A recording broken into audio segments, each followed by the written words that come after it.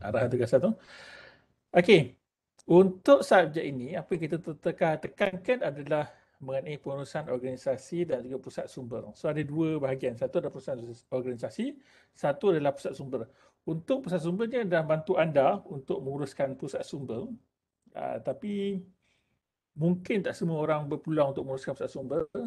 Anda mungkin bukan guru perpustakaan. Dan apa yang kita campurkan dalam kelas ini adalah organisasi, pengurusan organisasi. Jadi kita akan terangkan kita tentang leadership, kepimpinan, bagaimana organizational behavior, bagaimana uruskan satu organisasi, management theories. Okay, kita ada management theories di sini. Dan yang ini lebih kepada bagaimana menguruskan bajet dan juga komunikasi. Jadi kita nak berkomunikasi. So nanti saya akan terangkanlah benda-benda tu dalam kelas ini.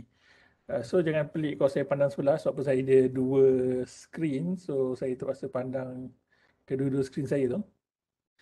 Okey, untuk tugasan. Okay, saya dah boleh nampak saya mahu sekejap. Okay, dah boleh nampak bahagian tugasan. Okay, ini ada tugasan. 3 tugasan. Okay, tugasan pertama. Anda perlu cari satu pusat sumber. So pusat sumber, jika anda bukan guru, for example, mungkin anda bukan guru, anda mungkin katakan PTD ke ataupun apa-apa kerja berkaitan yang bersesuaian lah, yang mungkin anda ambil kursus ni, anda boleh pergi ke library daerah ataupun library negeri. Dan jika anda guru pun, tak semestinya anda perlu pergi ke sekolah anda. Anda boleh pergi ke kawasan-kawasan lain lah. Terpulang lah. Sebelum ni ada yang pergi library universiti, ada yang pergi library di Singapura, ada juga yang pergi di library daerah dan juga library negeri. Apa yang baik adalah, jangan cari satu library yang terlampau perfect. So, kita kena cari library yang agak sederhana.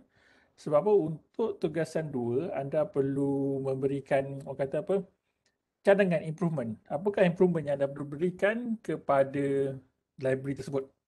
So, untuk library pertama, datang, ianya lebih kepada reporting. Anda kena ambil gambar semua. Nanti saya akan, saya rasa dah ada kot untuk assignment. Akhirnya ada, nanti saya terangkan. Apa sebenarnya anda perlu laporkan dan anda perlu bentangkan laporan anda tersebut. Untuk laporan itu 15%, untuk pembentangan 5%. So untuk tugasan pertama adalah 10%. Dan bagi tugasan pertama, anda perlu menghantarnya pada minggu ketiga. Okey, minggu ketiga, ini adalah minggu pertama. So, minggu ketiga ada lagi 2 minggu. Tapi, saya ni seorang yang, orang kata, berperi kemanusiaan. Kesian anda mungkin tak sempat. Jadi, biasanya untuk subjek-subjek ODL, saya akan minta untuk anda cadangkan bila tarikh yang anda rasa sesuai nak hantar tugasan tersebut. Tapi tak boleh terlampau panjang. Sebab apa? Kita perlu hantar juga assignment yang kedua. Okay, ini assignment kedua. Berdasarkan assignment pertama, anda dah buat laporan semua. Saya tunjukkan guideline untuk assignment pertama. Okay, ini adalah assignment pertama. Saya dah sediakan template. Ini template ini disediakan oleh Dr. Hasna. Okey, apa yang perlu ada adalah semua sekali apa yang perlu ada sinilah. Jenis sekolah, college, universiti ataupun library yang dah pergi tu, berapa enrollment sekolah, college atau universiti ataupun berapakah penduduk di kawasan daerah library yang dah pergi tu. Keluasan bay kalau sekolah kita gunakan bay. Jika bukan sekolah, anda boleh gunakan kaki persegi. Tak ada masalah. Okey, dan berapa sistem yang lain lah. Mungkin cuma ada certain macam bajet ni. Kalau certain library, mungkin library yang daripada universiti private, dia tak dedahkan. Yang tu okey, no problem. Tapi at least kena ada dapatkan sedikit gambaran berapa. Dan semua sekali di sini lah. So, anda kena menjawab semua sekali ini. Dan anda kena bentangkan. Jangan jadi terlampau mudah. Ada yang student terlampau mudah. Dia ambil, dia isi je. Contohnya adalah library, universiti Teknologi Malaysia. Enrollment 20,000 student UTM. Berapa saiz, dia kira berapa saiz. Anda perlu laporkan ini, satu dalam bentuk laporan biasa dan juga satu lagi adalah dalam bentuk PowerPoint ataupun apa sahaja medium presentation yang sesuai. Nak guna Canva nak guna apa lagi, any medium, nak guna Padlet ke, yang mana sesuai, boleh. Dan laporan kena hantar di dalam e-learning. Presentation tu yang PowerPoint ataupun any presentation medium that you are going to use, then itu anda boleh upload di dalam e-learning juga. Saya kerjakan dua bahagian dan juga kena tunjukkan semasa presentation. Okay, so apa pertama yang anda kena buat adalah untuk tugasan 1, kenal pasti perpustakaan yang sesuai. Tidak semestinya sekolah, tidak semestinya sekolah sendiri, boleh pergi ke mana-mana asalkan ia ada pusat sumber, daerah, negeri, nak pergi pustakaan negara ke, pustakaan luar negara ke pun boleh. Dan kena decide, nanti anda discuss lah sesama anda, minggu ke berapa anda nak hantar, dan nanti hubungkan saya. Okey, untuk tugasan kedua, ini adalah susulan kepada tugasan pertama. So tugasan pertama tu just laporan saja, lapor macam biasa, just lebih kepada straightforward. Kita nak tahu keadaan fizikalnya bagaimana, kita nak tahu dah sikit in brief agak-agaknya apa kelemahan, kekurangan, masalah di perpustakaan tersebut. Okey, dan untuk yang kedua, anda kena cadangkan buat satu proposal bagaimana anda boleh improve apa yang anda jumpa pada tugasan pertama. So mungkin dah kata ada kelemahan yang anda kena pasti dalam library itu masa tugasan pertama. So tugasan kedua ni anda cadangkan proposal. Ni lebih kepada orang kata bentuk hypothetical lah. Kita tak pergi secara physical. Apa yang patut kita buat adalah dulu assignment 2 ni kita teruskan kepada projek. So, kita pilih assignment 2 yang paling sesuai dan kita laksanakan ini dalam bentuk projek. Tapi yang itu kita tak boleh buat dah di dalam keadaan COVID sekarang. Dan anda pun ODL ni berada di pelbagai lokasi. So nak jumpa sama anda, nak buat sama-sama tu sukar. Jadi kita ada alternatif. Alternatif yang kita buat adalah untuk projek ni. Projek ni adalah 40%. So projek ni sangat besar ya. 40%. Kita ada proposal, projek dan report. Proposal adalah anda kena propose lah apa yang anda nak buat. Cerita in brief, apa masalah, apa matlamat. Projek tu adalah bagaimana anda laksanakan sendiri, itu yang saya akan nilai, nanti saya terangkan bagaimana penilaian 20% tu. Dan 10% ni adalah report. Report ni adalah ceritalah pelaksanaan apa yang berlaku, macam report biasa yang anda buat di sekolah. Dan 5% individual tu reflection. Okay, apa yang projek ni? Projek ni yang kita buat adalah webinar. Kita perlu buat satu webinar. So anda ada berapa orang? Saya tak pasti ada berapa orang. 17. So tempat saya maknanya ada 16 orang. Saya tak tahu berapa jumlah pelajar semua sekali untuk cohort ni. So, 17. 17. Ya betul. Okey, so 17 sebab apa dia bercampur, pendaftaran bercampur dengan pelajar perdana. Pelajar perdana pun ada juga masuk join.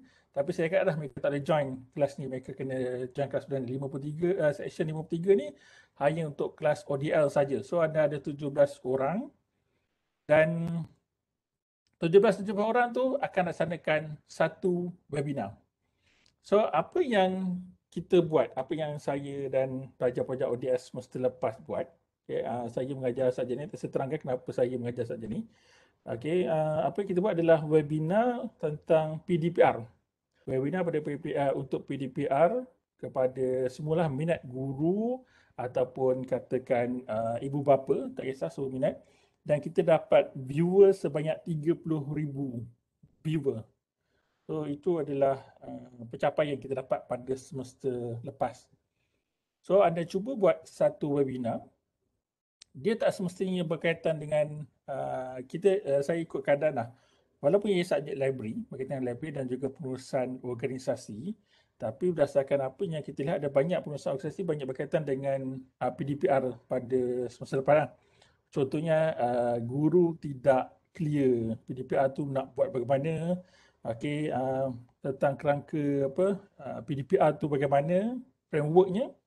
So kita sebarkanlah ilmu tersebut kepada semua. Dan kebetulan pada semester lepas saya dijemput ke UPSI untuk sampaikan keynote. Keynote ni kira saya cakap kepakaran macam itulah bersama dengan pengarah Pusat Pembangunan Kurikulum KPM. So saya pengarah pusat pembangunan kurikulum dengan saya kita waktu tu sampaikan keynote dan isu yang kita discuss waktu tu adalah tentang PDPR. So bagaimana PDPR ni kita nak jadikan sesuatu yang orang kata tidak membebankan dan sesuatu yang ibu bapa terima, pelajar terima. Itu adalah PDPR waktu tersebut. Tapi PDPR mungkin tidak akan berlaku lagi pada waktu sekarang lah. Mungkin tidak akan berlaku. Tapi kita tak pasti mungkinkah ada berlaku PKP 4.0 ke.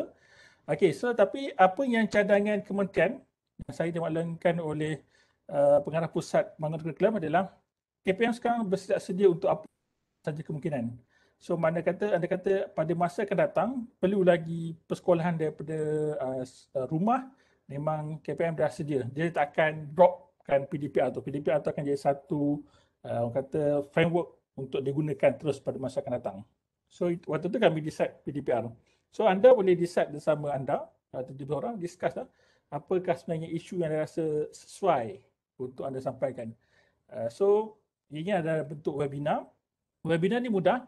Anda boleh bekerjasama sama anda semua secara jarak jauh. Dan kita banyak rehearsal lah. Rehearsal tu banyak.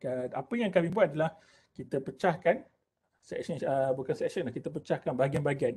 Kita mula pada pukul 8 pagi, berakhir pukul 5, tapi waktu tu kita berakhir pukul 6. So, ada masalah teknikal sikit dan ada slot-slot yang panjang sebab ada banyak persoalan yang ditanya oleh audiens. Okey, kita buat 2-3 slot pagi dan waktu tu 3 slot pagi, 2 slot petang. So anda berkongsilah apa pengetahuan yang anda rasa sesuai. Kita mungkin berada di universiti ni, mungkin ada rakan-rakan yang tak sempat ataupun mungkin tak ada masa ke, tak ada sempat atau kekangan untuk sama belajar. So kita nak sebarkan ilmu yang anda dapat di universiti tu melalui webinar. So apa yang diperlukan oleh MQA, saya baru minggu ini saya baru bertemu dengan auditor. Auditor kata adalah mereka nak lihat ODL ni adalah banyak benda-benda yang asynchronous. Bagaimana anda boleh guide diri anda untuk pembelajaran. So melalui, saya cakap lah, kita gunakan webinar tu dan mereka kata webinar tu mereka setujulah. Maknanya kita belajar dalam kelas secara teori dan bagaimana you all nak outputkan benda tu, kita buat secara webinar. Okey, ada sebarang soalan? Kata senyap je. Doktor, tuan tanya. Silakan. Dekat nombor 5 projek tu, bila saya kira 5, 20, 10, totalnya 35. Tapi kat tepi itu 40. 5, 10, sekejap. Saya rasa yang ni. Dia ambil sekejap. Ni 20, 40, 50, 60. Ni. Yang ambil bawah ni sekali. 20, 30, 35. 35 aja. Bawah ni reflection ni sekali. Atas. Sebut cukup 100. Reflection ni adalah selepas anda dah buat semua, just sediakan satu reflection.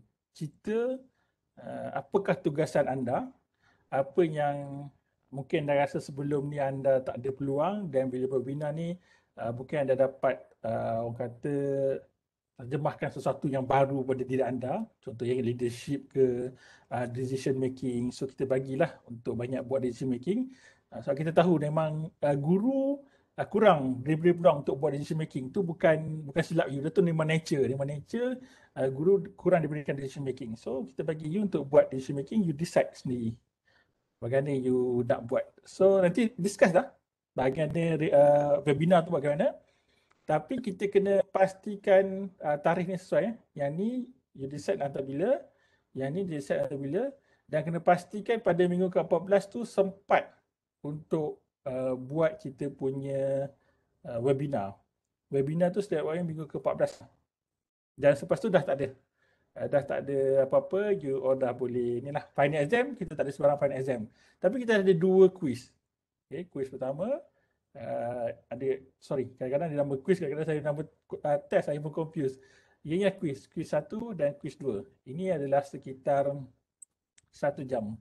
Yang setengah semester tu, habis setengah semester kita buat quiz 1 dan lepas habis je atau pulang, macam semester lepas mereka decide adalah untuk selepas selesai webinar baru ambil quiz. Ada yang sebelum ni ambil quiz dulu, baru buat webinar. So terpulang bila nak letak dua quiz tersebut. So ada sebarang soalan dengan bahagian penilaian akan dibuat. Jangan sedih, muka tu sedih semua. InsyaAllah jelas kok doktor. Cuma dari Okey. segi yang reflection tu, maksudnya reflection dalam ruang lingkup untuk webinar sajalah, bukan Yes. keseluruhan. Bukan. Lebih kepada apa yang Projek. kita nak lihat apa yang anda dapat lah, something yang baru. So mungkin anda kata anda adalah dipertanggungjawabkan untuk buat satu sesi. So mungkin anda kata anda tak sempat pun, anda tahu dah ada certain knowledge tentang bahagian tersebut, tapi untuk buat training ni anda terpaksa lah belajar, dan bila belajar sendiri tu anda rasa anda dapat satu skill yang baru dan mungkin anda kata boleh dedahkan diri anda. So apa yang saya kata pada semester lepas, waktu tu adalah mereka untuk jual, bukan jual maruah lah, jual diri. Apa orang kata upkan diri Sell lah. yourself lah. Yes, sell yourself. So dia boleh tambah, kata inilah YouTube saya. So bolehlah dia orang nak tambah subscriber ke, so nak nampak orang kata nak jadi selebriti, boleh, tak ada masalah.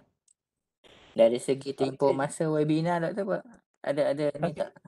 Webinar tu kita buat, apa yang pelajar semester lepas nak buat adalah 2 hari. Dia nak buat 2 hari. Oh yo. Saya kata 2 hari, jangan. Saya kata 2 hari penat you all nanti. Saya kata sehari saja. So daripada pukul, kita mula 8.30 ke 9, saya lupa pagi tu, sehingga ke pukul 5 saja. Itu je. So kalau panjang sangat nanti saya cut lah. Okay.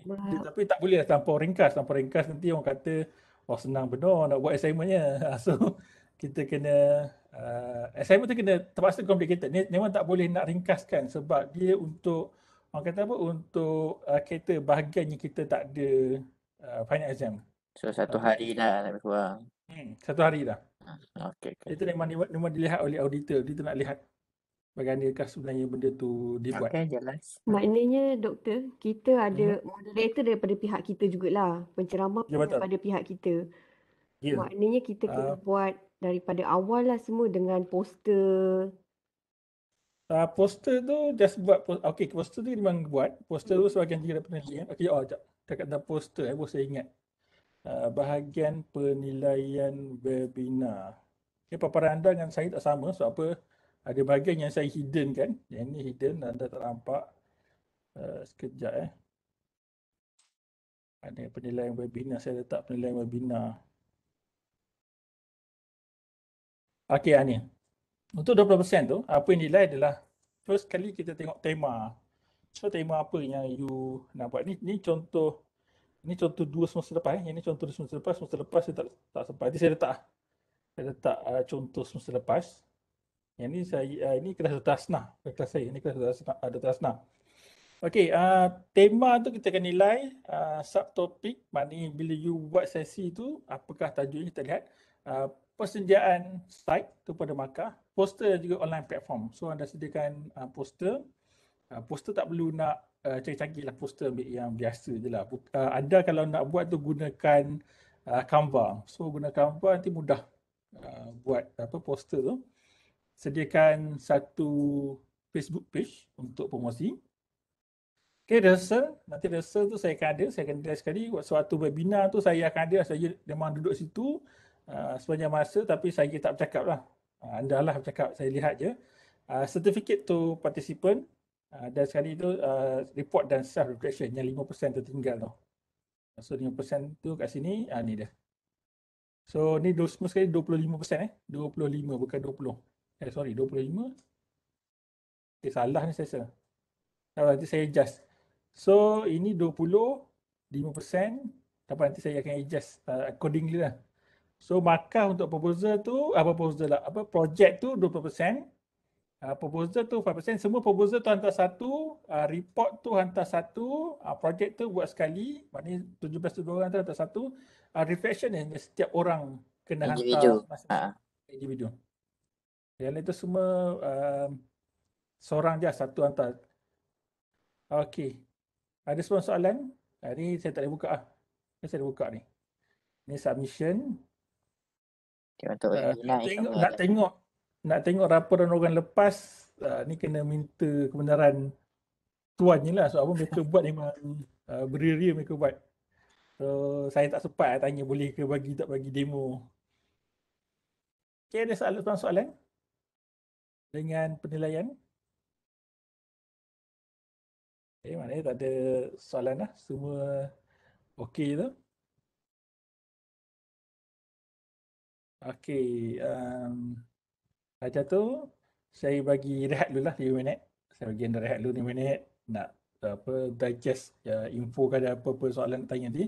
Okey, boleh tutup kamera lah. So anda boleh jimat anda punya bandwidth. So saya pun tutup kamera. So, jimatkan bandwidth anda.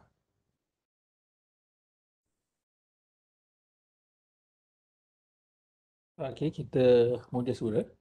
Okay, jika ada apa-apa soalan nak tanya ke semasa panjang kuliah tu ataupun orang kata tak faham ke, boleh ni ya, boleh sama ada gunakan audio ataupun chat. Saya akan buka chat tu dari semasa ke masa lah. Tak apa, video anda boleh tutup. Tutup video anda. So apa kita nak ni, jimatkan bandwidth. Takut anda punya bandwidth tu sangkut ke apa ke, mungkin ada yang gunakan data ke. So nanti cepat ambil datanya. Kalau tak buka ni, dia ni lah, jimat sedikit. Dan jika tak buka tu, suara atau audio lebih jelas lah. Kadang-kadang kita mungkin ketahuan internet kita tu drop. Bila buka video ni, dia akan anda akan bunyi macam tersekat-sekat, terdengar bunyi suara tersekat. So kalau macam ni, dia lebih fluid. Okay, nota ni disediakan oleh Dr. Hasnah yang mengajar subjek ini sepanjang, setahu saya lah mengajar subjek ini hanya saya dan juga Dr. Hasnah lah. Dr. Hasnah yang memudah ajar, lepas tu saya sebagai pelapis untuk mengajar ni. Dan kenapa kami mengajar subjek ini adalah ianya berkaitan dengan pengurusan sumber manusia. Pengurusan sumber manusia ni berkaitan dengan banyak leadership lah. Dr. Hasnah adalah pengurus akademik pascagraduan, pascasiswazah, dan kini adalah pengarah ataupun ketua jawatan bagi panel ini, sebab tu beliau sesuai untuk mengajar bagi leadership ni. Saya pula adalah ketua makmal, sebenarnya ketua makmal 7 tahun, saya lupa 7 tahun 4 tahun. Lepas tu saya adalah pengurus apa nama itu, pengurus projek sarjana. So pengurus projek sarjana selama 3 tahun. Yang ini adalah menguruskan research study. Nanti akan di hujung pengajian anda akan research study. So saya dah dulu menguruskan research study. Dia yang satu yang agak complicated lah. Banyak banyak decision making, bergusti, bersilat. Tu banyak lah untuk kadang-kadang kita kena banyak decision tu nak discuss. Dan ketua research group. So saya adalah pegawai penilaian pertama kepada 17 orang pensyarah dan juga sebanyak 11 orang technician ataupun kita panggil sebagai penolong jurutera. Maksudnya penolong jurutera, juru gambar, designer, atau semua saya kira orang pertama lah yang in charge. So that's why kami berdua diberikan peranan mengajar subjek ini. Okay, so ini lebih kepada yang ni depan-depan ni introduction saja. Introduction kepada organisasi. So organisasi ni adalah lebih daripada 2 orang. Itu adalah dikira sebagai organisasi. So jika anda ada suami atau isteri, itu kira organisasi lah. Dan orang kata organisasi ni apa yang semula dengan organisasi adalah meeting. So nanti kita akan discuss meeting tu semua, bagaimana kita nak buat keputusan, bagaimana kita nak conduct meeting, bagaimana kita nak pass kerja. So nanti kita akan discuss lah dalam subjek ni. Okay, everyone working together to achieve common objective. So kita ada satu common objective di dalam organisasi. Macam di universiti, organisasi objektifnya adalah untuk dilihat. Kita ada beberapa bahagian. Ada bahagian pendidikan, ada bahagian pengajaran. So pengajar ni adalah untuk disseminate lah, untuk sebarkan ilmu, untuk pastikan graduan tu dapat knowledge. Setelah knowledge, kalau ada kata pelajar-pelajar undergraduate tu nak pastikan bagaimana mereka boleh bekerja sekarang.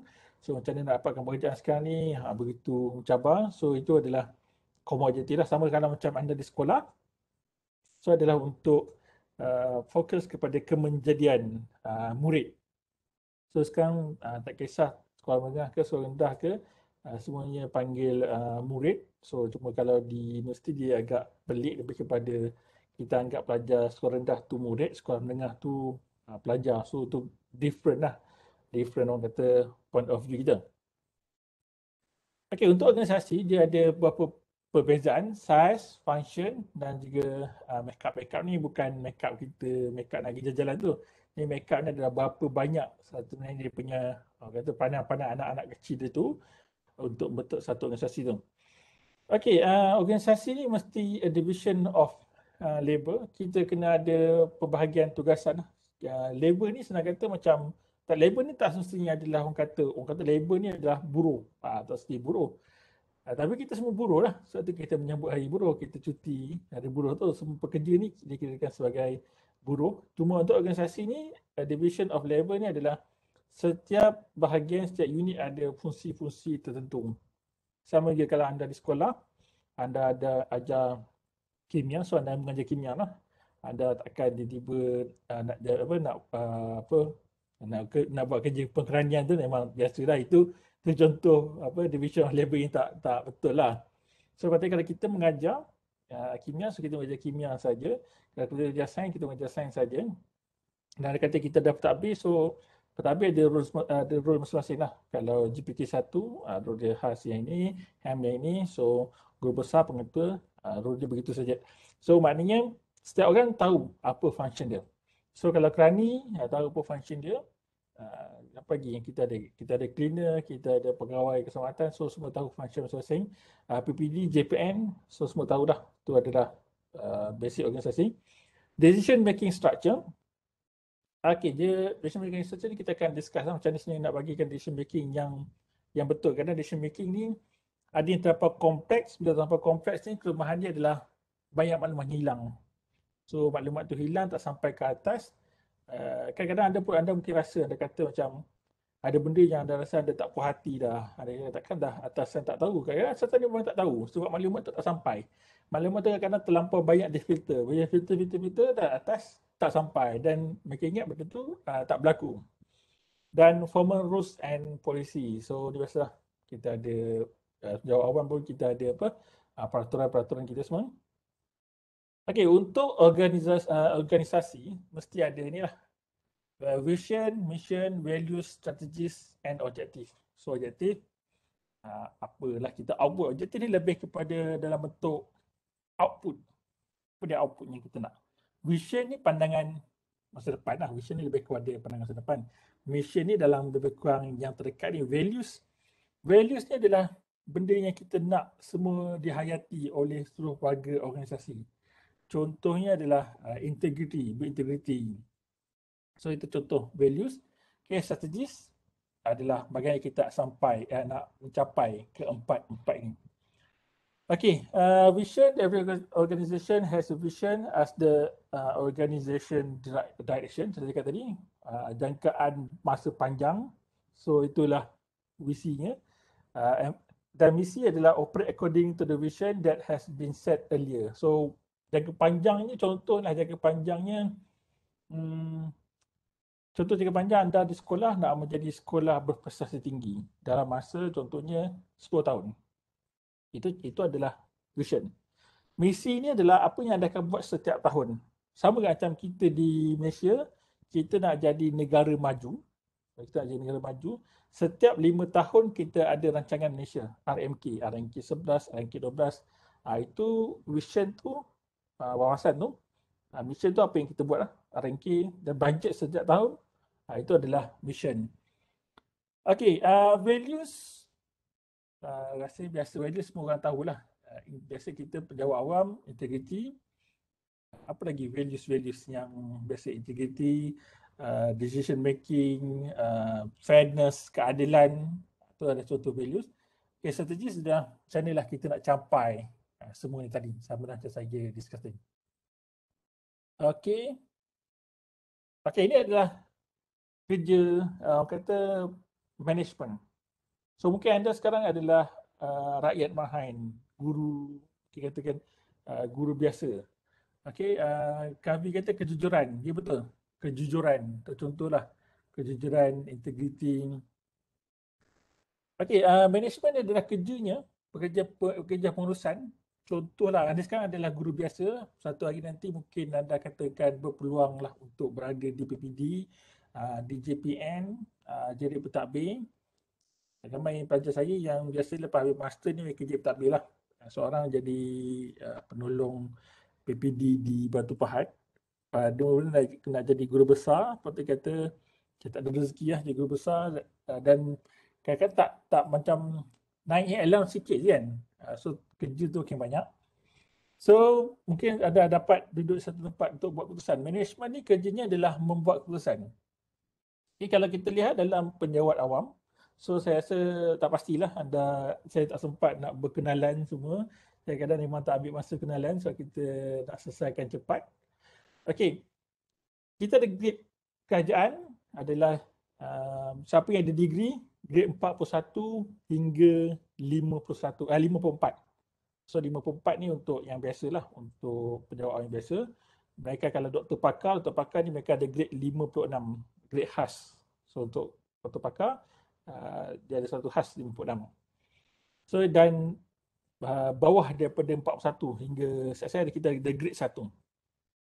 Okey, grade 41 dan ke atas ni dikenali sebagai pengurusan dan profesional. So kita kena menghayati tu, pengurusan dan profesional. So kita adalah mengurus. Tapi tak semestinya sentiasa mengurus lah. Jika anda adalah guru rakyat mahal, kita akan mengikut lah. Dia cara yang beza untuk mereka yang 41 dan ke atas dan juga yang grade bawah daripada 41. Mereka yang berada di bawah grade 41 ni, 41 dan ke bawah, mereka expect untuk terima arahan ataupun mereka expect kalau disuruh buat satu kerja tu, dia mesti ada satu bentuk guideline. So kita ada guideline lah. Contohnya nak buat begini. Contoh yang selalu saya buat adalah kita nak tiba-tiba dapat komputer baru. Kadang-kadang komputer ni datang, kita minta komputer sekian lama, kita nampak komputer sampai tiba komputer dia telefon, UTM telefon, doktor, kita nak hantar komputer kat fakulti doktor hari ni juga. Tiba-tiba waktu immediately. Selalu saya dapat tiba immediately, saya akan cakap attention. Okay, apa yang you all kena buat adalah kita kena susun strategi.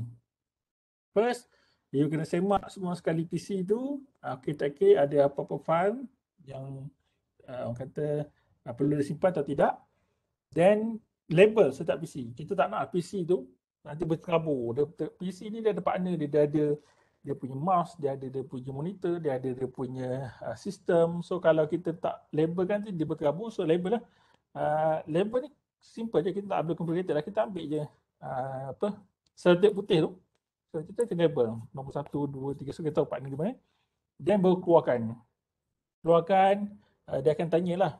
Mereka akan tanya nak simpan di mana. Okay, kita discuss mana tempat simpanan yang sesuai, yang selamat, dan susunan berdesat secara meja, dan kita tunggu komputer baru sampai. So mereka expect kita kena ada satu arahan. So arahan tu dia mesti ada general, dia tahu apa nak buat. Dan kadang-kadang kita discuss mereka kata, okey, doktor benda tu mungkin tak sesuai, mungkin begini-begini kita kena ubah sikit. Kita kena mungkin kan simpan tempat beza-beza ke, tu macam ni kita boleh dapat input. Dia kadang-kadang kita berada di atas ni, kita berada dalam keadaan orang panggil helicopter view. Kita nampak daripada sisi kita saja. Bagaimana sisi subordinate ataupun staff di bawah kita tak nampak. So seperti kita kena discussion. Okey, lepas tu dia akan tanya, QPA, siapa yang biasa uruskan alat QPA tu lah kita panggil, selalu saya intention cakap apa, surat beranak. So surat beranak ni macam mana? Cakap okay, surat beranak ni kita ubah, selesai update kedudukan di mana, lepas tu update kepada bahagian yang berkaitan lah, kita dah gerakkan aset ni ke sini. Dan sampailah PC baru, mereka tak tahu saya nak buat apa. Saya kata okey, sampai PC baru, you kena check software ni ada tak ada, hidup tak hidup. Kalau anda kata tak hidup, cakap dengan saya, dan selalunya kalau tak hidup, supplier akan kata bolehlah dah selesai penghantaran. Saya kata tidak, kita akan guling-guling lah. Kita kata tak selesai lagi penghantaran. So kita bila menguruskan benda-benda tu, kalau kita mudah sangat kata okey dah selesai penghantaran, kadang-kadang dia tak dalam repair pun. Kita kata you repair dulu PC tu sampai hidup, sampailah PC tu hidup, barulah kita kata penghantaran tu selesai. Saya pernah dengan, tak pastilah anda kenal kita tak, Dr. Megat. Dr. Megat dulu ada ketua jabatan pengarah sebelum Dr. Hasnah. Saya dan Dr. Megat pernah discuss tentang dia, dengan kontraktor buat makmal. Makmal tu kontraktor dah siap dah makmal, dia kata ada defect lah. Yang ini rosak kena repair, ini rosak kena repair, ini rosak kena repair, asal ni pintu sengit apa semua sengit. Betul kan? Sampaikan kontraktor kita kata apa? Macam Firaun lah. Sebab kita benda tu adalah kita menguruskan dana kerajaan. Walaupun bukan duit kita tapi duit orang ramai. So kita kena pastikan lah kita dapat benda-benda tu yang betul-betul sesuai. Okay, untuk management, coordinating work activities, achieving goal. So tengoklah apa kalau di sekolah tu apakah goals anda. So anda kena bahagi-bagikan lah tugasan-tugasan guru-guru anda. Selalu kalau berkaitan dengan research study, kita akan tentukan decision making bila tarikh hantar. So tarikh hantar tu selalu saya yang akan decide tarikh hantar dan tiba-tiba akan syarah, akan komplain lah. Hantar cepat sangat. Saya kata tidak, tak boleh. Dah decide, kita akan decide dengan very, orang kata, tara lah. Kita akan lihat tarikh, kadang-kadang kena hantar awal. Sebab apa? Ini dululah, masa sebelum COVID. Contohnya adalah cuti raya. Cuti raya ke, cuti raya Cina ke, cuti di Bali ke, di mana office tidak bekerja, cuti. Kalau cuti raya tu kadang-kadang sampai seminggu office buka tapi staff bercuti. So tak ada siapa-siapa nak uruskan you punya thesis tu. So kadang-kadang kita terpaksa cepatkan tarikh. Okay, dan getting activities completed efficiently and effectively. So kena kata efficient lah. Cara other people, through other people. So maknanya bahkan kita yang buat, kita yang coordinate orang untuk membuat kerja tersebut. So kita mobilisekan team yang di bawah kita untuk selesaikan. Itu adalah fungsi management. Okay, dalam organisasi ada 3 jenis pengurus. So nanti kita lihatlah ke manakah kedudukan guru besar, kedudukan PPD dan juga kedudukan JPN. Okay, first line manager. First line ni nampak orang kata, ini dah yang paling besar, nampak yang first line kan. Okay, first line ni adalah key manager yang paling hierarki tu kira paling rendah lah. Kalau di sekolah, kita tak lihat suruhan tu sebagai organisasi di sekolah tu hanya di sekolah. Kita akan lihat sehingga ke peringkat negara. Okay, so di sekolah, first line manager tu adalah guru penolong kanan dan juga pengetua atau guru besar. So mereka adalah the first yang akan lihat apa yang berlaku. Okay, dia manage work of non-managerial employee who directly involved with the production or creation of organization product. Okay, macam anda lah. Anda di sekolah, anda guru-guru, kerja anda adalah menghasilkan produk iaitu pelajar-pelajar tersebut dan mereka ni lah yang menguruskan anda. Pentadbir-pentadbir ni yang menguruskan anda. So itu adalah first line manager. Jadi kita akan lihat sekarang ni tugas first line, middle line ni macam mana dia punya pembahagian tu macam mana. Okay, middle line managers ni adalah mereka yang berada di PPD ataupun JPN. So kita ada di PPD, kita adalah ketua sektor, kita ada pembantu pegawai, kita ada berbagai lah. Kebanyakan selalu kita akan dengan pembantu pegawai di sekolah, di PPD. Okay, manager between the first line, first level and top level of the organisation manage the work of the first line manager. So mereka lah yang akan monitor PPD, monitor guru besar, monitor pentadbir adalah mereka dari PPD dan mereka daripada JPN. So dia ada antara apa yang berlaku di sekolah dan juga apa yang berlaku di peringkat lebih tinggi lah. So yang top managers ni adalah di peringkat nasional. So kat sinilah kita punya ketua pengarah, timbalan-timbalan ketua pengarah, menteri bolehlah berada di sini. Menteri dia tak manage sangat tapi dia akan libatkan bahagian management lah. Dia lebih kepada decision making. So yang di bawah, di kanan-kanan dia tu dah kita panggil KP, ketua pengarah, ataupun ada juga KSU, ketua setiausaha. Itu adalah top manager. Okay, mereka responsible for making organization-wide decision and establishing plan goals that affect the entire organization. Contohnya adalah mereka yang decide. Ya, orang-orang di kementerian yang akan decide. Kita akan laksanakan PDPR. Bukan guru besar, bukan PPD, bukan JPN. So, top manager. Itu dah top manager. So biasanya apa yang kita akan buat di top management ni, dia akan brainstorm. Dia akan brainstorm dahulu, kita akan lihat pelbagai multi perspektif. Kita kata contohlah kalau kita teruskan bersekolah, apa akan jadi? Kalau kita buat PDPR, bagaimana menjadi? Apakah support system yang kita perlu ada? Bagaimana kita nak pastikan semua PDPR ni boleh berlaku dengan baiknya? Itu biasanya top managers. Dan keputusan yang dibuat tu keputusan kolektif lah. Macam setahun, saya lupa tahun ni ke tahun lepas. Awal tahun ni kot. Tentang PDPR. Awal tahun, saya rasa awal tahun ni PDPR. JPN ada datang minta bantuan untuk macam mana nak rancang strategi bagi PDPR lah. Bagaimana nak pastikan PDPR ni. Itu saya kata antara problem-problemnya adalah this device internet. So kita bagi recommendation lah kepada JPN untuk JPN akan bawa kepada lebih tinggi lah. Tapi saya bukan berada di manager lah. Mana media manager tu, dia akan discuss sama dia dan mereka akan dapatkan second opinion. So second opinion selalu berada di universiti lah. So satu kadang-kadang bila buat apa-apa, nak gubal ke apa, mereka akan ajak pakar universiti untuk dapatkan kata sebagai second opinion, nak dapatkan opinion yang lebih besar. Okay, ni beza dia. Top level kecil lah. Kita punya KSU, kita punya KP seorang saja. Menteri pun seorang, timbalan menteri. Voice breaking. Okay, kejap. Suara saya okey ke? Yang lain? Okey, Doktor. Okey, jelas Doktor. Okey.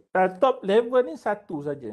KP, dia punya timbalan-timbalan, KSU, seorang je lah. Seperti itu satu seorang. So, itu adalah top. Kecil saja. Middle level, banyaklah. JPN, ramai. PPD, ramai. Setiap PPD tu kita ada banyak kita ada sektor, sub-sektor semua. JPN kita ada banyak-banyak bahagian lagi. Kita ada bahagian teknologi pendidikan, kita ada bahagian SCAM semua. So, dia ramai sikit. First level manager. So, ni first level tu. Setiap sekolah ada guru besar dan pengetua, dan setiap sekolah juga ada, orang kata, pentadbir lah. Kita bagi semua pentadbir. Guru besar, penolong kanan, HAM semua tu kita bagi pentadbir. So, yang ni adalah paling besar sekali. Kerja portion of involvement. Controlling. Yang top level ni, control dia ni paling besar sekali. So, dia yang buat decision semua. Bila cuti sekolah, bila cuti sekolah bermula, yang kita gerakkan tahun tahun sekarang ni, contohnya sekarang ada tahun 1 bergerak ke sampai bulan 3 tahun depan tu masih ada 1. So, mereka top level yang akan buat. Controlling tu kecil sikit pada middle level lah. Contohnya kalau JPN, PPD datang ke sekolah, kita panggil sebagai tuan lah. So maknanya mereka tu control lebih besar. Dan guru besar kita panggil selalu tuan haji ke, hajah ke, puan ke, datuk ke, datin kita pulang tengok keadaan. So dia punya control tu kecil sikit. Lebih kecil lah. Lebih kecil daripada guru yang lain. Okay, leading, yang ni memang banyak lead. Yang ini everything kena buat keputusan. Pelajar kena bully, kena buat keputusan. Toilet rosak, kena buat keputusan. Guard selalu tak ada, kena buat keputusan. So semua kena buat keputusan lah. Makan kat kantin tak sedap pun kena buat keputusan. So first level manager. So semua sekali you akan banyak lead. Okay, yang ni pun leading makin lama makin kecil. Sebab kat top level ni the lead makin kecil lah. Biasanya saya selalu satu department saya tak pastilah untuk KPM bagaimana, tapi selalu biasa satu department dekat kementerian tu lebih kurang 40 orang. 40 orang staff dia ada banyak-banyak sub-sub lagi lah. So you kena lead 40 orang. Kalau kat ni tengoklah kalau sekolah yang besar mungkin katakan ada 50 orang, lebih banyak lah. Guru besar guru yang kena lead, pembantu makmal pun you lead juga, pembantu guru semua sekali you lead, mungkin ada 60 ke 70 orang. So leadingnya lebih besar. Okay, organizing lebih kurang lah organizingnya, dan juga planning pun lebih kurang. Tapi planning ni lebih kepada atas lah. Atasnya akan lebih banyak plan. Yang bawah ni lebih kepada first level ni kita lebih kepada execute. So execute apa yang top level dah tentukan. Okay, fungsi-fungsi lain untuk urusan cukai rajin pentadbir. Staffing kita tak terlibat lah di sekolah. Kita tak boleh pilih siapa nak berapa orang guru tu semua tak boleh. Itu semua datang daripada atas. So coordinating tu boleh buat. Budgeting, budget ni boleh buat budget yang biasa dah. Dapat duit, peruntukan, nak pergi salur ke mana, bagaimana yang akan dapat lebih, bagaimana yang akan dapat kurang. Itu adalah budgeting. Dapat sumbangan PIBG contohnya, ataupun tiba-tiba menteri datang ke sekolah, menteri bagi sumbangan ke sekolah, bagaimana dia nak uruskan. Itu adalah biasa urusan management. Organizing, planning dan directing. Tapi kadang-kadang ada orang yang dia suka direct je. Planning tak buat, organizing tak buat, budgeting tak buat. Dia jangan macam ni, dia ada orang yang dia subcon. Jadi subcontractor. Okey, kerja dia contohnya budgeting, malah buat lah. Pas pada cikgu lain kena jadikan orang kata subcontractor. Okey, planning kita tak dapat baca je lah. Organizing ni kena ni lah, nak organize. Kita ada banyak department kat sekolah. Ada panitia ni, kalau sekolah yang besar dipanggil jabatan lah. Jabatan kimia lah, jabatan sains. So sekolah yang besar, sekolah-sekolah sains dipanggil satu jabatan. Sekolah kecil biasa kita panggil panitia.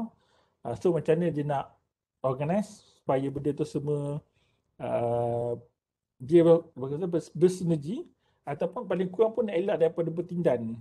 Contohnya minggu ni kita nak buat minggu bahasa Inggeris, pada minggu tu juga nak buat minggu bahasa Melayu. So bahasa Inggeris kena cakap bahasa Inggeris, Melayu kena cakap bahasa Melayu. So student pun tak tahu nak cakap bahasa Melayu ke bahasa Inggeris hari tersebut. Ataupun katakan buat sukan, pada masa sama juga buat perkemahan. Sukan nak guna padang, kemah pun ada padang. So itu adalah kerja-kerja takbir lah untuk organize. So organize ni benda yang orang kata complicated. Satu ada meeting.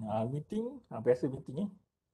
Biasa semua orang biasa meeting, dan semua orang tak suka meeting lah dalam ni, mereka ada takbir. Kalau ada takbir mungkin dia suka lah meeting tu. So tengok meeting tu, kalau kata okey, guru-guru sekalian solat zuhur dulu, cikgu-cikgu semua kata ini sampai ke lepas asar. Okey, meeting yang baik adalah 40 minit. So 40 minit meeting. Jangan meeting terlampau. Meeting kerap okey, tapi jangan meeting sekaligus terus lama. Meeting berlama-lama, dia jadi sampai satu orang dah macam, dia rasa macam, selalu orang rasa, kenapa aku berada di meeting ni? Tak tahu apakah hala tuju. So dia jadi macam tidak sampai apa-apa. Kadang-kadang ada orang yang berpersepsi bahawa semua orang kena ada meeting ni sebab untuk bagi tahu kata, nak maklumkan makluman. So semua orang betul. Ambil tahu itu bukan perlu dalam meeting. Ambil tahu tu boleh dalam grup WhatsApp. Grup WhatsApp ataupun kalau ada email, selalu lebih rasmi kita guna email. Ada pemakluman. Contohnya kita akan buat hari kantin. So bagi tahu dalam grup WhatsApp.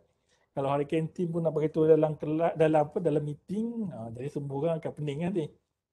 Okay, meeting yang baik 40 minit. Lihat baik keadaan. Ada organisasi yang meeting setiap hari, setiap pagi meeting. Contoh-contoh kerja-kerja yang sekarang, programmer yang kerja sekarang top lah.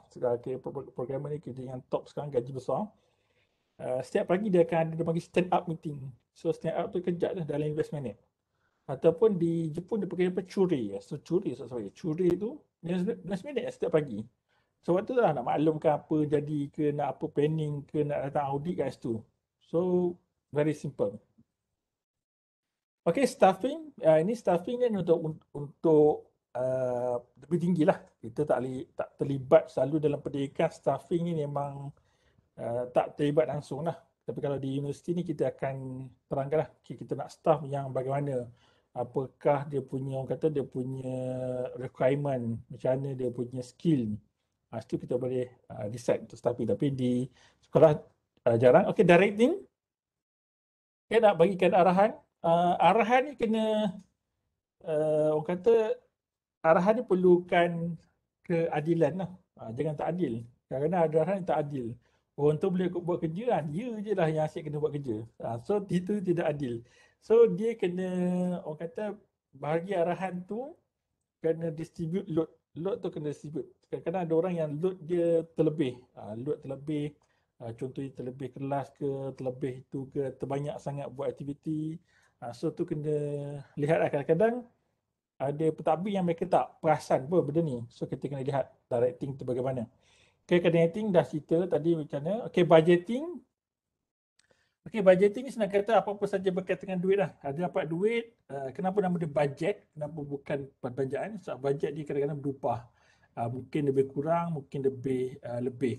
Dan budgeting ni benda yang selalu kalau kat sekolah tu ataupun mana-mana pentadbiran lah di kerajaan, dia perlu ambil tekankan kepada duit tu kena habis lah. Contohnya dapat 100,000 tahun ni. So anda kena pastikan kena habis pembelanjaan tu 100,000. Kadang-kadang dianya sekolah tu tak dapat peruntukan baru ataupun serta-serta organisasi tak dapat peruntukan baru sebab duit yang sedia ada tak habis. Terus kan memang kerajaan nak lihat. Contohlah kata nak ganti apa? Ganti alatan, contoh kalau anda satu organisasi besar, ganti pipe lah contohnya. Pipe kalau organisasi besar, contohnya kalau kat universiti nak tukar pipe, tu besar lah. Memang kos 2 juta. Nak suruh pipe tu nak tukar. Kadang-kadang pipe ni lama dia berkarat ataupun tersumbat. So kerajaan kita okay boleh bagi duit untuk tukar pipe, tapi duit untuk beli barang alatan yang sebelum ni pun tak habis. Kena habiskan dulu. Tu ada cara bagaimana untuk kontrol, pastikan bahawa duit tu tidak, orang kata tidak tak apung-apung. Duit tu ada tapi tak belanja. Yang itu juga kadang-kadang menyebabkan ada orang kata apa, jika berlakunya dapat peruntukan. Rumah dapat peruntukan 1 juta. Nanti dia kata, cakap 1 juta tapi dia tak turun pun. Yang turun pada kawasan saya, pada organisasi saya ni cuma 500,000. Kena lihat kenapa 500,000. Kadang-kadang dapat peruntukan 1 juta tapi dia ada balance lagi. 700,000 duit tahun lepas tak belanja lagi. Sebab duit tu tak turun. Tu kenapa isu kadang-kadang duit tak turun tu. Okey, tak ada bajet, piping. Okey, minta bantuan YB. Dia minta bantuan YB dah strategi yang popular lah. Tak bagi mungkin pilihan raya, mungkin anda berada di Melaka ataupun mungkin berada di Sarawak nak pilihan raya. Waktu ni anda boleh gunakan YB untuk minta peruntukan. Biasalah kita bukan satu sekolah yang mewah. Kalau lihatlah sekolah di Singapura. Sekolah di Singapura sangat besar, sangat cantik, dan kalau anda pernah pergi ke kolej-kolej swasta yang kat universiti swasta kat Malaysia, kadang-kadang sekolah kat Singapura tu lebih kurang besar macam universiti swasta. Universiti kerajaan selalu besar lah. Universiti kerajaan memang berkaikan. Universiti swasta ni tak berapa besar sangat lah, tapi bangunan-bangunannya tinggi-tinggi lah. Macam tu lah di Singapura. Sebab tu kalau cakap tentang duit, macam banyak lah sekarang boleh discuss sama kat semasa selepas. Kenapa kita nak jadi negara maju berpendapatan tinggi? Sebab kita nak tu lah supaya sekolah-sekolah ni pun boleh dapat, orang kata, kemudahan yang sama, contoh tahap macam kat universiti, sama macam dekat Singapura. Okey, sosial ekonomi ibu bapa sederhana. Betul. Sosial ekonomi pun memang berikan kesan. Kalau berada ada sekolah swasta yang bayaran yuran dia setahun RM100,000.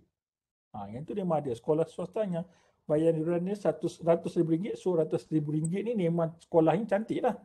Banding kalau kita Marlborough. apa? Marlborough sekolah. Yep. So saya tak pasti sekolah yang mana, tapi saya dengar lah sekolah tu. Di Iskandar Puteri Doktor, dia punya yuran RM120,000 setahun. RM120,000 Marlborough tu. Yeah, Yang dekat sekolah Kampung Melayu. Ya betul. Okey. RM120,000. So kalau anda berpeluang tengok Marlborough College lah. Marlborough College ke Marlborough School lah, macam tu lah dia punya nama dia. Tengoklah kalau boleh nak tengok lagi, tengok di website dia betapa besar. Memang besar, sangat-sangat besar. Lebih kurang saya rasa besar College Matrikulasi. Anak Sultan Johor bersekolah di situ dulu. Okey. So RM120,000 kita boleh dapat something yang advance lah. Cuba kalau anda kata kita dapat di negara maju, kita boleh bagi RM120,000 setahun pun tak cukup kat sekolah. Bagi RM5 juta setahun pada setiap sekolah. So kita boleh dapat. Kita lihat ni mana infrastruktur kita ketinggalan lah berbanding dengan Singapura. Tapi kita lihat juga negara lain. Macam saya pernah pergi di Indonesia, universitinya sama seperti keadaan kita di sekolah pada sekitar 20 tahun dulu. Tak ceritalah yang detail macam ni, nanti mungkin orang terasa ke apa, tapi memang universitinya adalah seperti sekolah kita keadaan 20 tahun dulu. Itu dululah. Tapi ada certain universiti mereka yang memang advance, memang maju. Dan ada juga kawasan-kawasan yang mungkin lebih, orang kata lebih sekolahnya kurang peruntukan lah. Bukan kurang peruntukan, kurang infrastruktur. Kalau kita pergi di Sarawak, so di Sarawak ke di Sabah ke di sebelah Laman tu, lagi ada sekolah yang dia punya pintu pun pecah. Itu kadang-kadang sebabkan oleh kos nak bawa barang tu susah. So nak bawa barang, contohnya nak bawa pintu. Pintu ni dia bawa masuk ke dalam tu, kos lagi kadang-kadang je kosnya berlipat kali ganda. Itu yang kadang-kadang menyebabkan berlakulah perkara tersebut. Okay, controlling biasa. Okay, communication. Communication ni penting. So anda kena pandai communicate lah. Contohnya communicate dalam satu yang anda kena faham, setiap orang generasi berbeza.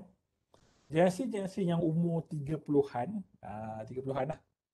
Dia kalau 30-an dan 20-an ni, kalau komunikasi ni di WhatsApp anda kena letak emoji sikit lah. Yang ada senyum, ada thumbs up tu. Jika tidak letak, nanti dia rasa anda macam marah. Itu common. Generasi itu dibagi sebagai generation gap. Dan kalau generasi yang lebih senior ni tak kisah. Letak ayat biasa je pun, okey. So, kalau pelajar-pelajar kita yang budak-budak ni, mereka memang nak banyak emoji tu lah. Kalau tidak lagi dia rasa disconnected. Dan kalau contoh nak promosikan Hari Guru tidak promosi lah. Nak promosikan Hari Pengguna ke Hari Kantin ke Hari Koperasi, untuk golongan baru ni, anda jangan gunakan Facebook. Sebab Facebook tu kita je guna. So mereka ni berada di Twitter dan juga Instagram. So jangan guna Facebook. Buatlah akaun Twitter, buatlah akaun Instagram untuk tarik golongan-golongan muda ni. So kalau ada bisnes, selalu bisnes ni dia akan ada, contohlah satu bisnes, dia akan ada Facebook page, dia akan ada Instagram, so nak cover setiap generasi lah. Dan cuma saya kadang-kadang tak suka lah guna Instagram tu pada saya lah. Saya sendiri tak ada guna Instagram sebab kita like page tu. Contohnya page kedai kopi di Facebook. Lepas tu kita buka, like juga di Instagram. Bila kita buka Facebook, kita nampak benda yang sama. Kita buka Instagram pun nampak benda yang sama. So nampak macam tak ada perkembangan lah. Tapi kalau budak-budak muda, mereka masuk ke Instagram. Okay, communication involve all level of management. Okay, kadang-kadang email contohnya email, ada juga orang yang tak baca email. Email ada orang tak baca, agak pelik lah. Ada orang tak baca email. Apa-apa kadang-kadang komunikasi yang paling mudah adalah WhatsApp lah. Tapi kalau di luar negara, agak pelik. Kalau cerita-cerita lah. Kalau kita cerita contohnya di Universiti Malaysia ni, kita gunakan WhatsApp untuk komunikasi dengan student. Cara-cara kalau di overseas ni akan macam gelap. Macam, tak formal betul Malaysia. So, mereka apa-apa instruction, maklumat mereka akan letak di e-learning, email. Contoh kelas tak ada, email. Contoh sekarang kita kelas tak ada, kita akan cakap guna WhatsApp lah. Sebab kita dah terbiasa. Tapi serta-serta benda yang formal lah. Kalau contoh hantar assignment tu, masih lagi lah hantar email ataupun hantar melalui e-learning. Tapi ada negara yang memang semua guna WhatsApp. Semua dokumen rasmi ke apa ke semua guna WhatsApp saja. So, lihat kepada culture. Okay, itu tentang bahagian-bahagian organisasi. Dia bahagian pertama. Ada bahagian kedua.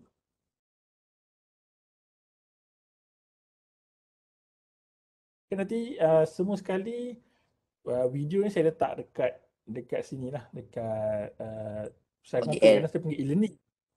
Okay, sebab apa biasa kita panggil e-learning. ODL ni dia panggil sistem ODL. Tu je kadang-kadang saya kata e-learning ODL lah. Okay, kalau saya sebut e-learning tu maknanya sistem ODL lah. Kalau sistem ODL tu ni lah. So kita biasa guna e-learning. Okay, saya teruskan sikit. Tak sikit, kita teruskan lah. Teruskan supaya anda cepat habis, boleh berehat. Okay, walaupun saja ni tak ada final, kita ada test. So kena faham soalan. Soalan saya selalunya, saya adalah seorang yang berpegang pada problem based learning. So dalam problem based learning dan juga inquiry, so saya degree saya adalah pendidikan kimia dan komputer. Dan PhD tu teknologi pendidikan, saya alhamdulillah fast track, tak buat master, tak ada pengalaman untuk buat master. Tapi jangan risau, saya mengajar master ni lama dah dan saya dah graduankan, saya pun dah lupa dah berapa ramai dah, berpuluh student master. Okey, cerita apa tadi? Lupa dah cerita apa. Cerita master, PhD. Okey, tak apa. Rehat dulu. Nanti saya kalau ingat saya cerita apa, nanti saya sambung balik. Okay, kita rehat. Sorry.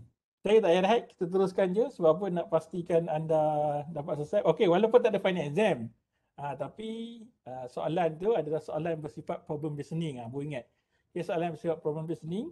Okay, apa yang dipahami, apa yang konsep problem listening ni dan inquiry adalah saya akan bagi soalan. Soalan ni tidak bersifat direct. Dia bukan direct yang contoh kata apakah peranan resource center ataupun apakah peranan first line manager ataupun apakah peranan contohnya katakan teori pengurusan A, pengurusan B. Tidak. Dia akan tanya lebih sesuatu yang besar. Contohnya adalah begini. Contoh soalan, ini soalan test yang saya bagi pada semester lepas. Okey, anda adalah seorang pentadbir contohnya. Dan anda diberikan kepercayaan untuk orang kata mentadbir di peringkat lebih tinggi, mungkin katakan di JPN. Ataupun mungkin katakan anda adalah timbalan pengarah di JPN, tiba-tiba anda diberi kepercayaan untuk jadi pengarah. Ataupun mungkin anda pengarah JPN dan diberi lebih tinggilah menjadi pengarah di certain bahagian di KPM. So bila anda pergi organisasi yang lebih tinggi itu, apakah strategi anda untuk menguruskan organisasi anda? Kita bagilah organisasi anda ni ada terdapat berapa pusat di setiap negeri dan mungkin katakan anda office di HQ mungkin di Putrajaya dan anda ada satu satellite office lagi, staff-staff anda mungkin katakan di contohnya Kuala Lumpur. So bagaimana anda nak menguruskan strategi pengurusan bagaimana, leadership bagaimana yang anda gunakan. Itu contohnya. Dan apa yang seronok yang pelajar seronok lah. Problem di sini adalah saya berpegang pada konsep dia ada jawapan yang salah lah. Saya kira jawapan dia tu logik. Logik lah. Soalan tu adalah betul. Soalan dalam keadaan situasi. So problem, saya kira problem macam mana selesaikan. Saya kira solution anda tu nampak logik. Nampak betul. Okay, kita akan bagi markah. Dan jadi janganlah tidak logik. Contohnya adalah anda berjaya menjadi seorang pegawai lebih tinggi. Apa anda buat? Pertama sekali saya akan beli 20 ekar tanah. Tak kaitan lah. Ataupun saya akan menternak kambing itik. Ataupun saya akan membeli sebiji Mercedes atau BMW. So benda yang mesti logik dengan keadaan. So mungkin kata nak lihat apa, nak jadi pentadbir yang lebih menyeluruh adalah katakan contoh saya cakap contohnya adalah situasi surat layang. Anda diberi dalam keadaan situasi surat layang. Anda punya surat layang pengadaan aduan mengenai staf di bawah pentadbir anda. So bagaimana anda nak react pada surat layang tersebut? So tu kena fikir lah. Jangan tiba-tiba saya pun datang kat staf saya balun. Ataupun ada kadang saya pernah dengar polisi kata polisi ke apa benda lah tentang satu arahan lah. Dia tunjuk pada pentadbir. Arahan patutnya begini, bukan begini.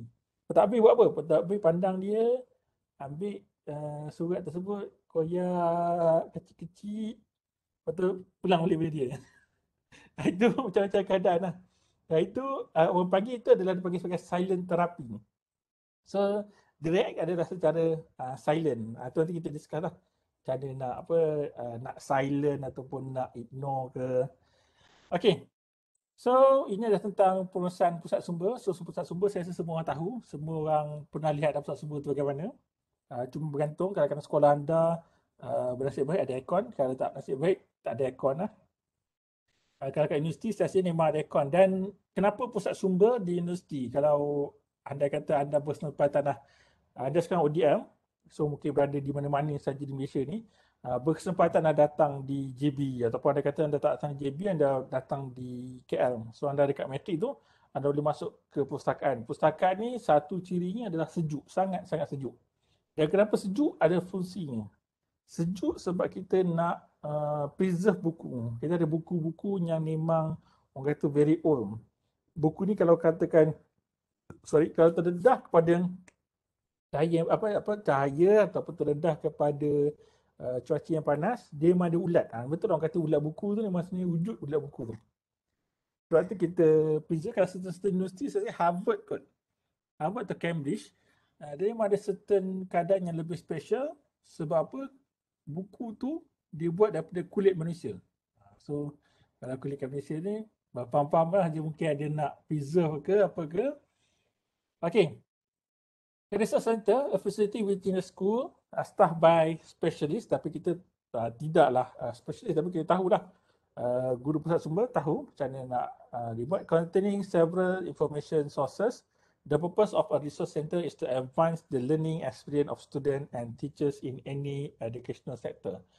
Okay, sama dah kalau di sekolah, kita bawa kadang-kadang semasa kita bawa pelajar ke pusat sumber. Dulu pelajar suka pergi ke bilik komputer. Bilik komputer suka tu pelajar pergi. Dululah. Sekarang tak kisah dah. Semua orang ada komputer. Okay, tujuannya adalah untuk advancekan learning. So, advance learning tu ada banyak cara. Satu, kita sediakan bahan rujukan. Kadang-kadang ada pelajar yang memang tidak berkemampuan untuk beli buku dan kat sini ada boleh pinjam buku.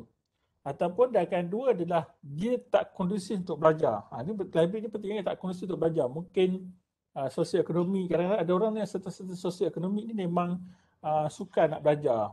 Mungkin rumah kecil, adik-beradik ramai, ataupun mungkin rumah ni jauh ke, penat ke, so dia kena satu tempat untuk belajar. So itulah fungsi pusat sumber tu. Dan biasa juga sumber lain, fungsi lain adalah pelajar nak balik, nak tunggu bas, so mak bapak tak berani sangat suruh tunggu luar, tunggu dah kat library. Itu biasa fungsi-fungsi library tu. Jadi betul lah dia untuk advanced learning experience. Okay, provide resources and services in variety of media to meet the needs of individuals, group of education, information, personal development, including education and leisure. So, kat sini lah kita ada short khabar semua, kita ada berbagai majalah. Okay, benefit student by supplementing the learning process. Okay, kalau di universiti kita ada bilik untuk simulation. Certain benda yang kita tak boleh lihat secara fizikal tu kita boleh simulate. So simulate tu dia memang ada bagian khas di library. Ataupun kita nak cari peta.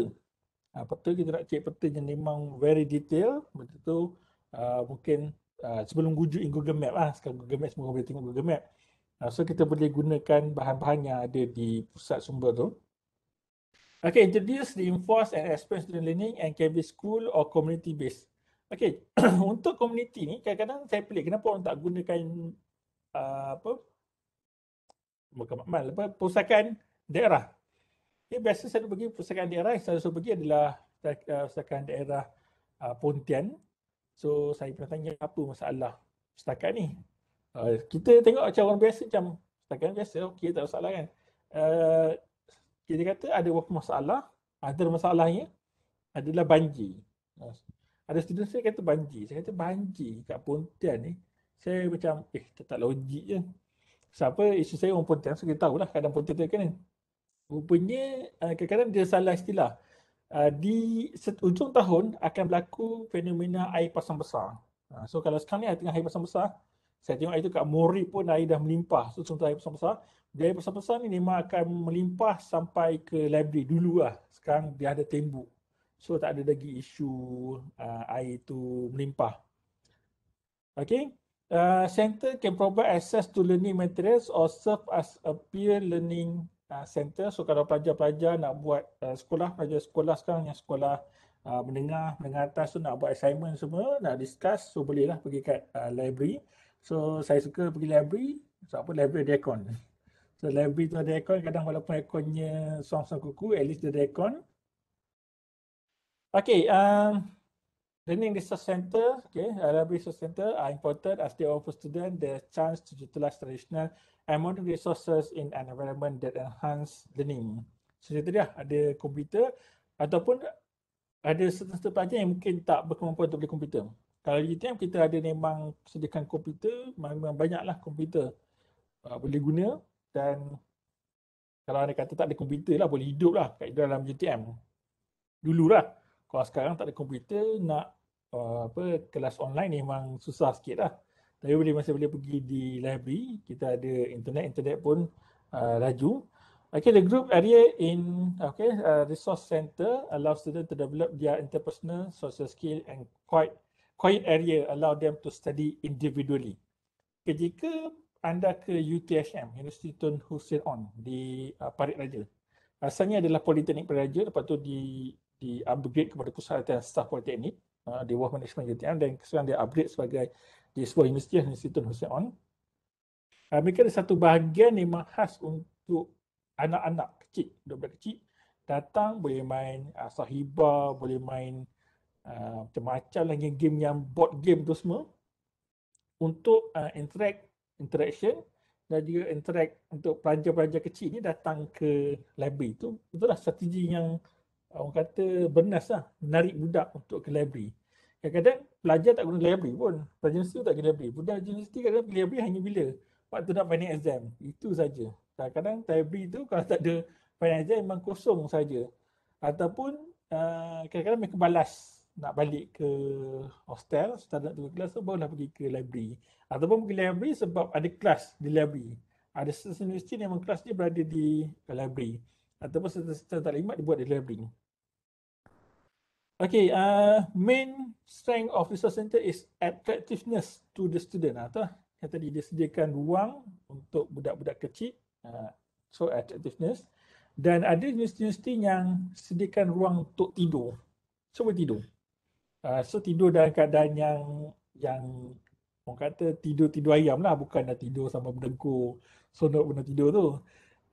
Kalau di luar negara, kalau universiti luar negara, kalau anda pergi ke luar negara, Harvard pun biasa benda ni. You boleh tidur di library. Library buka 24 jam. Tak tahu sekarang pandemik ni Harvard buka atau tidak lagi 24 jam, Cambridge buka atau tidak lagi 24 jam. So library buka 24 jam.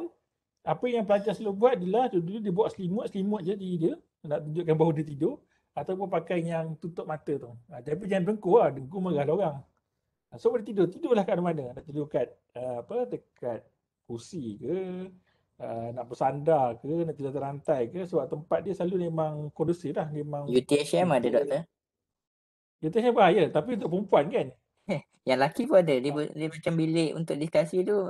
Dulu saya belajar dekat UTHM dengan rakan saya pun, Lydia pun. Kami UTHM malam, biasa kalau kita orang malam, kita orang boleh lepak situ, memang ada satu bilik tu memang 24 jam. Oh, okay. Oh, bilik 24 jam bawah tu. Betul. Okay, bilik 24 jam bawah, student komplain kadang-kadang tak ada aircon. Student komplain tak ada aircon. Kata bukan ada aircon. Kata, tak ada. Aircon hanya waktu office hour. So memang kat UTM pun ada bilik 24 jam. Kalau kat UTM dia lebih unik. Bilik dia macam di bawah tangga. Kat UTM dia bawah tangga. Ada bawah tangga. So orang kata kat mana bawah tangga. So macam menyurut sikit. Tapi sekarang dia dah upgrade lah. Dia upgrade. Masa saya degree dulu, saya datang tengok dia bawah tangga. Panas lah, tak ada kipas. Sampai sekarang dah ada aircon. Ada satu lagi bilik dia memang khas buka 24 jam. Belakang tu ada aircon. Tapi kita tak, sekarang pandemik tak boleh lah. Cuma kadang-kadang tak semua orang nak hormat lah kawasan 24 jam tu, dia bercakap. So orang nak buat kerja tak boleh. So bercakap tu tak boleh kontrol lah. Tapi kalau di overseas ni, dia bukan di ruang khas. Di mana-mana dalam library tu boleh tidur. So tidur dalam mana, tapi tidur dalam keadaan proper lah. Jangan tidur kat sofa, datang terlentang kat sofa. Itu melampau lah. So, dan di universiti ni dia memang ada khas lampu. Lampu dia macam lampu kita tak ada. Kita tak ada culture tu. Kita tak ada culture tu di Malaysia. Lampu meja. Lampu meja yang bentuk macam lantern. Reading table, reading light. Macam reading light tu. So dia memang malam dia akan tutup lampu dan dia akan buka lampu tu sikit-sikit. Semua orang datang duduk situ lah. Di library baca buku. Tapi kita di Malaysia kalau buka pun mungkin tak ada orang datang, ataupun buka mungkin orang salah guna, nanti datang tidur. Tapi memang seronok lah, library tu kalau tidur memang seronok. Tapi tengok kadang-kadang dia orang tak suka. Kalau orang kata dia tak suka duduk kat library dah kadang-kadang. Bila panas, mereka akan duduk dekat padang. Dan padang nampak kat overseas macam kita kata, ni tipu je, siapa nak buku atas padang. Duduk kat library, tapi dia keluar library duduk kat padang. Kalau kita duduk habis dah, kena gigit semut. Tapi saya memang setuju lah dengan doktor kata memang dari segi yang pertamanya memang cultural lah. Sebab saya masa saya kat jabatan JPN Johor, saya masuk dekat dalam Marlborough tu, memang dia orang punya cultural tu di mana-mana dia akan bawa buku, duduklah mana-mana. Duduk kat padang, duduk kat bawah pondok, duduk bawah pokok, dia orang akan baca buku. Betul. Kita kadang-kadang di Malaysia mungkin lebih kepada media sosial. Budak-budak suka media sosial. Tapi nak jadikan media sosial tu sebagai satu pembelajaran pun susah juga. Kadang-kadang terlalu banyak hiburan. Distraction tu gangguan tu. Kadang-kadang benda lain yang dia pergi tengok macam-macam hiburan ada. Tapi kalau kau overseas duduk kat atas rumput tu tak ada semut. Satu tempat dia sejuk. Kalau kita kat tempat kita, kejap lagi semut datang lah. Habis kejap lagi badan gatal. Okay, used to sleep in the library last time. Okay, kalau dah boleh tidur tu okey lah. Sekarang library tak buka 24 jam. Saya kalau degree tu ngantuk, tidur kat mana? Pergi tidur dekat tu. Toilet. Kita dia toilet tu ada 2 partition. Satu kursi tidur kejap. So baru kita sambung. Kadang-kadang malas nak balik jauh. Okay, a lot of pictures are posted on the wall which by themselves serves as learning material to the student. Ni dulu lah. Sekarang kita tak guna wall ni, kita guna social media.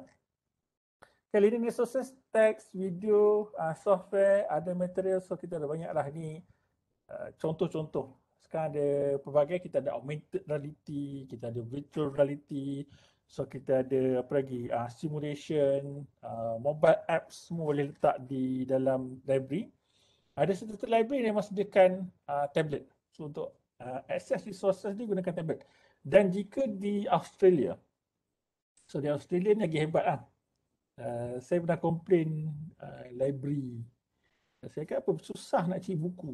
Dia kata, macam mana you cari buku tu? Saya kata saya dah cari kod ni. Dia kata tapi tak jumpa. Dia kata kod tu lain, kod aras lain. Saya pening macam mana nak baca dia punya, apa nak cari buku tu. Kan kita tahu kod buku tu, tapi buku tu di aras mana, rak mana, susah nak faham. Kalau di Australia, dia ada robot. Contohnya, kita nak buku satu-satu buku. Buku tu memang ada lah kat library tu. Kalau kita nak ambil tu boleh je. Kita nak, kita search je. Nanti robot tu akan pick dan dia akan drop, hantar ke kaunter. Dia akan ada macam ruang untuk drop buku lah. Buku tu akan jatuh pergi ke kaunter. Librarian ambil dan boleh bagi kepada kita. So kita tak ada orang kata hassle nak cari lah buku tu. Tapi itu di Australia dah. Itu cerita 10 tahun dulu. Sekarang saya rasa mungkin lagi canggih dah. Mungkin dah pakai drone ke apa untuk cari buku. Ataupun sekarang buku dia just boleh, ada certain universiti yang buku dia ada tablet khas untuk check buku tu kat mana. Dan dia akan bagi macam simulation. Dia tunjuk. Okay, sekarang kita berada di pintu ni. Okay, naik atas, pergi ke aras 3 contohnya, dia tunjuk rak mana. So kita boleh terus cari. Terpulang bagaimana. Tapi saya rasa kalau guna apps tu lebih economical. Guna robot ni susah sikit. Robot kadang-kadang robot dia ada moving part kan. Moving part dia kena banyak service. So service ni yang kadang-kadang mahal. Okay, contoh lain adalah free accessible, openly licensed text media. Okay, kalau di UTM, anda boleh pergi ke sini ya, saya tunjuk. Okay, pergi sini. Anda pergi ke library, pergi ke JPS library UTM. Anda pergi ke library, anda akan dapat sini. Sekejap, dia kena nak tengah loading. Dia tulis databases. Okay, lambat. Okay, online databases. So anda klik online database, anda akan dapat tadi paparan saya ni. So anda login. So bila anda login ni, saya contoh saya login. Ini saya memang selalu guna. Sebab saya memang dah ada. Okay, inilah database. Database ni bernilainya jutaan ringgit setahun. Dia subscribe jutaan ringgit. So kalau anda tak guna tu, rugilah. Anda nak buat kajian, anda nak buat anda punya research study, anda nak buat assignment, nak cari rujukan di mana? So sini lah. So saya akan gunakan Scopus. Contoh nak cari apa? Saya tunjukkan. Lambat sikit.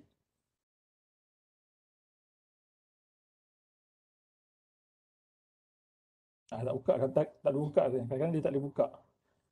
Okey, contohnya nak cari apa? Saya nak cari gamification. So, dah akan keluar tentang gamification.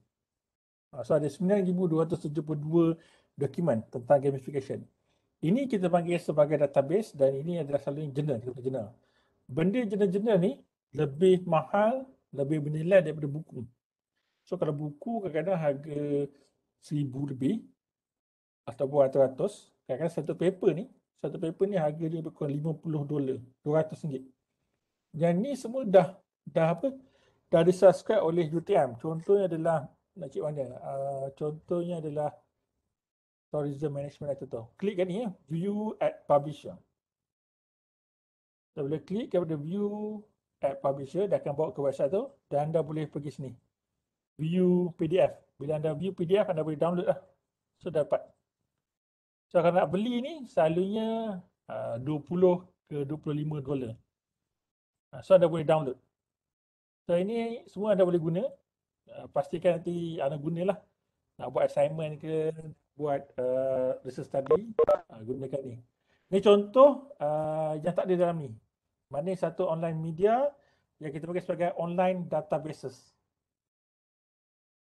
Okay, yang lain ni. Okay, journal dan e-journal. Ni journal dan e-journal tadi boleh duduk bawah databases. Okay, yang lain ni tak apa. Classification dan catalogy ni selalu kita jangan sentuh lah. Okay, ada sebarang soalan. Saya stop recording.